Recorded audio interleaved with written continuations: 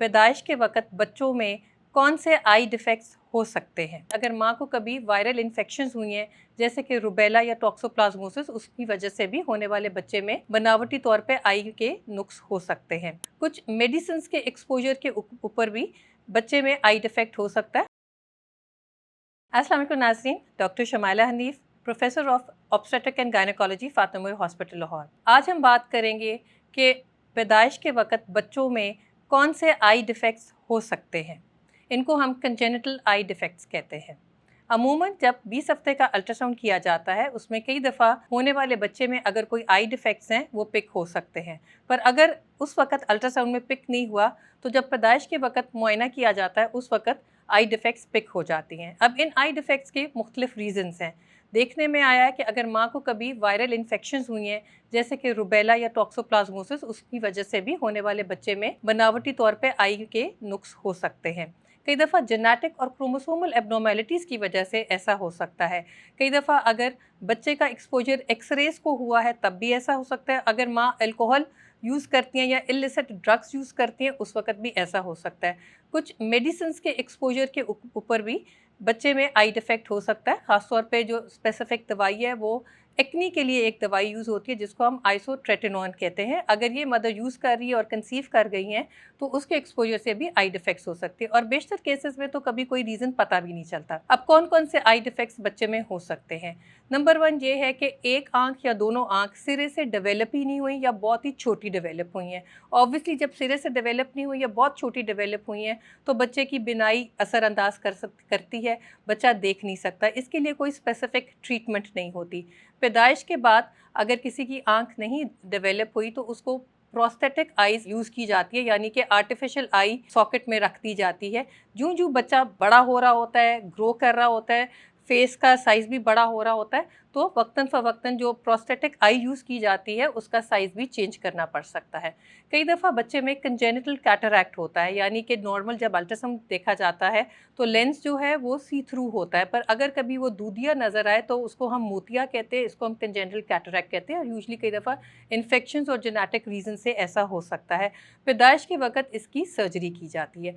कुछ और केसेस में जो एक आई डिफेक्ट है वो कंजेनिटल ग्लूकोमा है, यानी कि आई के अंदर जो पानी होता है उसका प्रेशर बहुत ज़्यादा है।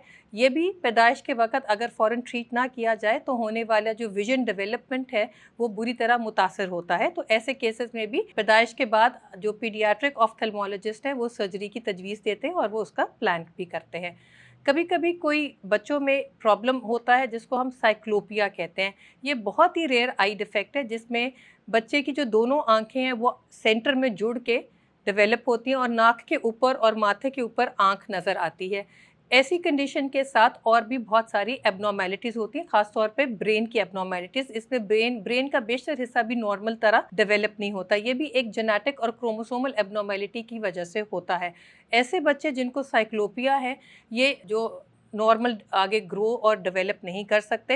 यूजुअली ये जो बच्चे हैं ये पेट में ही इनकी स्टिल बर्थ हो जाती है या पैदाइश के कुछ घंटों बाद या कुछ दिनों बाद इनकी डेथ हो जाती है, क्योंकि इनके साथ और बड़ी प्रॉब्लम्स हैं। ब्रेन की डेवलपमेंट बहुत मुतासर होती है, तो ये बच्चे सर्वाइव नहीं कर सकते। तो ये मुख्तलिफ आई की प्रॉब्लम्स हैं जो कि डेवलपमेंट के दौरान हो सकती हैं। कभी कभी एक कंडीशन होती है जिसमें आई का जो कुछ हिस्सा है, ख़ास तौर पे आइरिस और रेटिना, उसका कोई पार्ट डेवलप नहीं होता जिसको हम कोलोबोमा कहते हैं। ये भी जब बच्चा पैदा होता है उस वक्त ये पिक हो जाता है और उसके लिए भी सर्जरी एडवाइस की जाती है। पैदाइश के वक्त जब बच्चे का मुआयना किया जाता है तो पीडियाट्रिशियंस असेस कर लेते हैं कि किसी की अगर आई की कोई डिफेक्ट है या डेवलपमेंटल प्रॉब्लम है, उस वक्त फिर पीडियाट्रिक ऑफ्थेल्मोलॉजिस्ट पे रेफरल किया जाता है ताकि वो प्रॉपरली टाइमली एवेलुएट कर सकें। कुछ केसेस में सर्जरी फ़ौरन ज़रूरत पड़ती है, वो उस तरह प्लान की जाती है। अगर कोई भी आई डिफेक्ट्स माँ के पेट के अंदर अल्ट्रासाउंड के थ्रू अर्ली पिक हो जाए, उस वक्त आपके जो डॉक्टर हैं मुख्तलिफ और टेस्ट भी एडवाइस करते हैं। अल्ट्रासाउंड से बेशतर बाकी ऑर्गन्स को भी देखा जाता है। साथ में फिर अब बच्चे का आसपास का पानी जिसको हम एमनियोसेंटीसिस कहते हैं वो लिया जाता है ताकि उसके अंदर क्रोमोसोमल डिफेक्ट्स, जेनेटिक डिफेक्ट्स या इन्फेक्शंस के टेस्ट किए जाते हैं ताकि ये डिटरमिन किया जाए कि ये किन वजह से है। अगर ये चीज़ माँ के पेट के अंदर पिक नहीं हुई तो पैदाइश के बाद फिर बच्चे का ब्लड सैंपल में ये मुख्तलिफ जेनेटिक टेस्ट या क्रोमोसोमल एबनॉर्मेलिटीज़ को चेक किया जाता है। सो ये डिफरेंट आई डिफेक्ट्स होने वाले बच्चे पे ये उनके बारे में आज वीडियो थी, ताकि आपको ये चीज़ की इन्फॉर्मेशन हो कि बच्चे में क्या क्या प्रॉब्लम हो सकती है और उनकी एसोसिएटेड और क्या एबनॉर्मेलिटीज़ साथ लिंक्ड होती हैं, उनके फर्दर क्या टेस्ट किए जाते हैं। मैं उम्मीद करती हूँ कि अगर आप में कोई क्वेरी है इस चीज़ को लेके तो आपकी अब तक क्लियर हो गई है। फिर भी कोई चीज़ आपने पूछनी, आप कमेंट सेक्शन में कमेंट कर सकते हैं। अपना बहुत सारा ख्याल रखें, खुश रहें। अल्लाह हाफ़िज़।